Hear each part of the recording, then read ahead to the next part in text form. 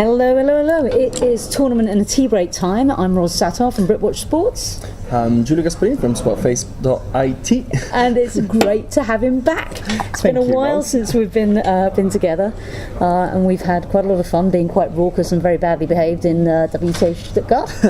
Yeah, as usual. I mean, like, you know, I'm Italian. You cannot expect me anything less but being a bit chaotic in there. But one of the charms, I think, of this particular tournament is that they absolutely not for us to blow our own Moldovan trumpets, but they actually feel that we're an asset because we tend to ask a lot of the questions. What's good about this tournament, I think, is the fact that they're not all sat up on a big desk looking down on us and separated from us with the desk. They're sat almost at eye level, and I think it makes a huge difference. No, I love it. I absolutely love this setup. It's very comfortable. It creates connection with the athletes, and players tend to open up more.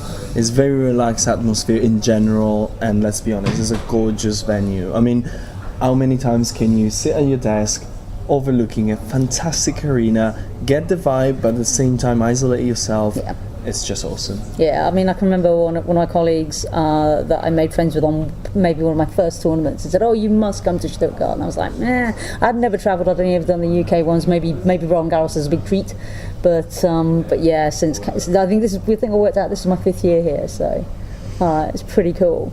And on the point of players being more relaxed, it's interesting because we're going to be running through the quarterfinals. So let's start with world number 1, Simona Halep. She played pretty late on her opening match, came in, and so the story goes for us. A couple of years ago, we were sat here. So this is long before as she was coming up.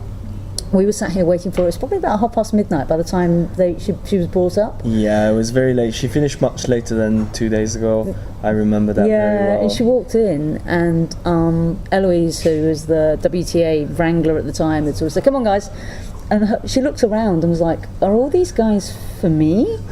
And she was just like shocked that we would have even stayed past midnight just to talk to her about her match. This time, however, she was like, "You are still here."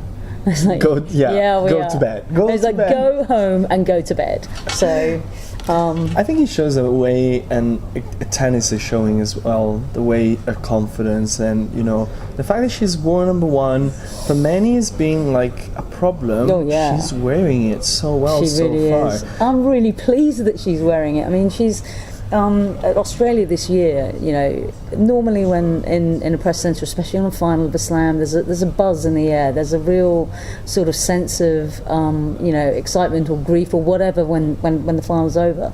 And almost everybody, I think, was secretly rooting for her. And like as soon as the final was finished, all you could hear was just clackety clack of people typing. There was no kind of. There was just it was just everybody was like, "Oh, no, not again." Yeah, but she said it at the Fed Cup that she was feeling a bit nervous because of being home and the whole world number 1 at home Fed Cup thing. But in here, the first set with Rybarikova was a bit tough, but eventually, she found a groove and it looked like she couldn't really lose it. She's walking with confidence. A good one, not like a cocky confidence, but like looking comfortable, looking confident, and I totally think that she should handle Coco fairly easily out there today. I mean, Coco's a difficult one. She on the outside she'll sort of brush off any kind of indication that she's even remotely, not even that she can actually handle playing on clay, but that she even remotely likes being here.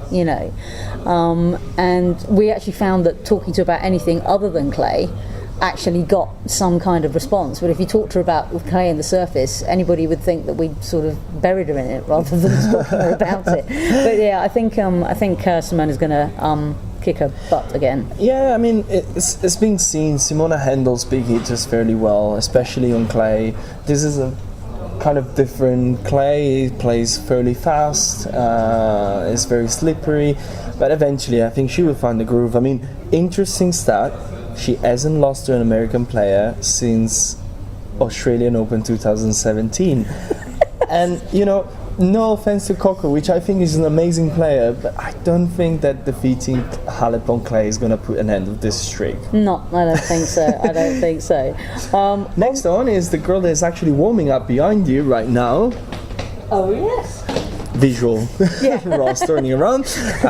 Elina Svitolina, she's playing against Caroline Garcia. That's a hell of a match, isn't it? To be honest with you, I think that's I've got to be honest, that's my match of the day. I That really second that, is. yeah. For a couple of reasons. So at the end of the year in Singapore, Garcia was soaring, and it's been wonderful to see her growing more confidence as she's gotten on, and the more wins that she gets, she seems to have a lot more kind of belief. That belief is coming. So, for instance, for you, when you asked her about her haircut yesterday, you know, maybe a year ago she'd have been super self-conscious about the fact, and be like, "Oh, don't ask me about my hair." She goes, "Yeah, keep trying for new things. You know, you like it? You think it's okay?" I think with the confidence that she's got at the moment, and she came through a pretty tough. Match to get to this point where it was Kostyuk, and she was having to, you know, really dig deep, because Kostyuk has got nothing to lose, was hitting free, and you could see the nerves. And we do know, we love her, but we do know that Garcia can suffer from maresmoitis. Even to the point that she was like, kind of, nobody can talk to me now about that French Open, and it was just a carbon copy of Amelie. Like, nobody can mention my nerves anymore because I've won. And when she said it, I thought, oh.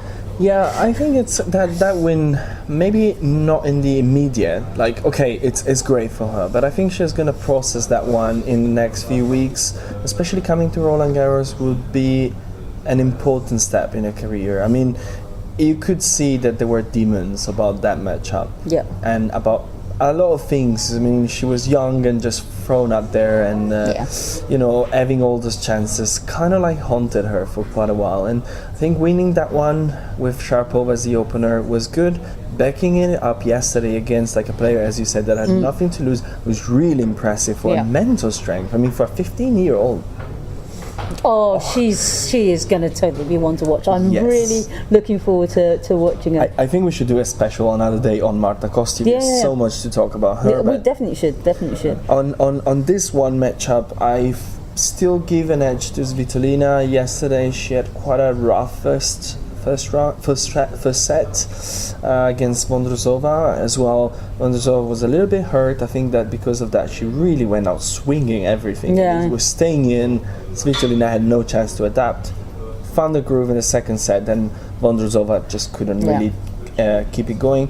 But I think because of this, she might have had the practice on the kind of opponent that is kind of similar. Garcia can hit big, can go for the 1-2 rally shots, and you know, Garcia herself said that that's going to be different for me because I played a big hitter in the first round and a fairly big hitter in the second round on a very fast court, because she played on court 1. So now she's going to be back on center court, which plays a tiny bit slower, if we can say that. And yeah, I don't know, Svitolina is the kind that will never give up. No, I actually gave the edge to Garcia in last night's preview. But that was last night at the end of a long night with withdrawals and retirements. I mean, it's going to be super tight. I think it could go either way. Yeah, the last two times these two met, played like 7-5, 6-7, 7-5 all the time. So I don't expect anything different this time. There's a tiny little bit of me that wants to give the edge to Garcia, just because I feel that if she's laying the groundwork now for a really good Roland Garros trial, and the thing that gave me the most heart, I think, last year at Roland Garros, because, you know, remember, you always wanted to be put by the car park and not be the centre of attention. And then last year, I just remember watching her, like, literally raising her arms to the crowd, and I thought, now you've arrived. Now you're accepting the fact that this is your home slam, and you need to get those people in the stands on your side and feed off that energy. So I don't know, I'm going to flip-flop over this all day until we actually have to do the predictions. Well, next one is, I think, the most unpredictable one we've had. We've got Anett Kontaveit taking on Anastasia Pavlyuchenkova. And to be honest with you, to me, it's an amazing match. Yeah, I think it's actually going to be one of the tighter, apart from maybe Svitolina and Garcia, I think this is going to be another humdinger of a match, because Anett, when she's on, is amazing, is great to watch, and it's nice to see Pavs actually, you know, having her moment. Yeah, I agree. I mean, for both, it was a kind of a weird night last night. They didn't really finish the matches. Opponent had to retire. I think Pavs past stays for Pavlyuchenko, of course. Because we haven't got all day to say it every time. Yeah, exactly. It's too long. She got a good first set with Muguruza. Then Muguruza had to retire, but she actually said herself, like, I was actually surprised because it was a good level first set. Yeah, good competitive match. So she didn't expect the retirement, whereas I think Kontaveit could see it coming. Kerber couldn't really move. Yeah. She did well, and I think she also acknowledged that herself. Like, she stayed in the bubble. It's not easy when you got like a full house rooting for your opponent who's injured. Yeah. And she just, managed to stay in the zone, keep hitting, keep playing a game. She executed very well. She played very well against Mladenovic. I actually think that Mladenovic herself was a bit unlucky because with that level of play, she could have probably got a win with another draw. But this draw is just... Yeah, no, I agree. Terrific. And it's going to be a good quarterfinal. Yeah, I don't know who's going to win. Because I think it's 50-50. I gave it to Pavlyuchenko just, I think, on experience. I think she's probably got a little bit more experience to come through that kind of a match, but I think it's going to be a tight one. I mean, their head-to-head is tied at 1-1 so I think I just give the edge to Pavlyuchenko. And then the night finishes with Karolina Pliskova and Jelena Ostapenko. Now, Pliskova's now sort of rediscovering a little bit of her serving form. I did ask her whether her serve had gone on holiday somewhere, and she was just like, yeah, who knows? I think sometimes it's tricky because for her, the serve has always been such a natural thing, Yeah. Of course, she's put the work. Because that just doesn't come like this, but it's always been a natural thing, never really let her down for long. I think this is the first time that she's kind of struggling with that. And I think that the change of surface sometimes helps in these situations because it's a different environment, different color around you. Yeah. And she said herself, she just took some time, get her work done again, and now it's really clicking. Yeah, I think what's happened is that as she's become as she's gone up in the rankings, people have got a better read on her serve, and she's had to make a few adjustments just to still be able to have it as the weapon that it is. But Ostapenko had a pretty reasonable sort of first round. I don't think was really troubled by Diaz. No, she got a few games in the first. In a way, I would say that Diaz plays the game that is good for Ostapenko. It's a very linear, very simple game, which it's a really good game. But for Ostapenko, maybe you need a little bit either extra power or variety to bother her. Like whereas they're kind of playing like this game that just fits on. And that's why I gave Pliskova a little bit of an edge. I mean, power is a given, but of course she is canny at doubles, and she can put that variety in. I mean, she'll often joke that running, it's like, too much running for me. She is a big unit that she has long levers to get around the court, but she has got great feel at the net. She does have that variety if you push her to it.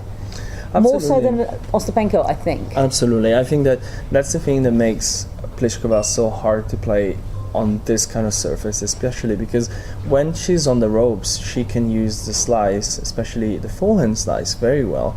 And on this kind of surface, it stays very low, gets very hard to attack, and it gives her time to set up her next shot, which will probably come back at you at 100 miles an hour. Stronger than cannonballs, huh? Absolutely.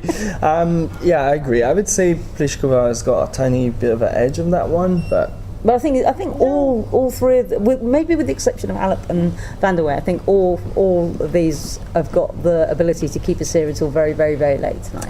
I totally agree, and therefore I think that if you got the chance, tune in for the whole day or just a couple of these matches because it's well worth watching. If not, well, I do say Ros is doing a great job, so you got Britwatch to get grip of the action is going to come up today. Bless you. Oh, it's so good to be back with you. It's nice to be nice people. Okay, well, hopefully we'll be back later with a roundup of what happened and our preview for the semi-finals. In the meantime, I've been Ros Satar. Giulio Gasparin. You've been listening to Tournament in a Tea Break.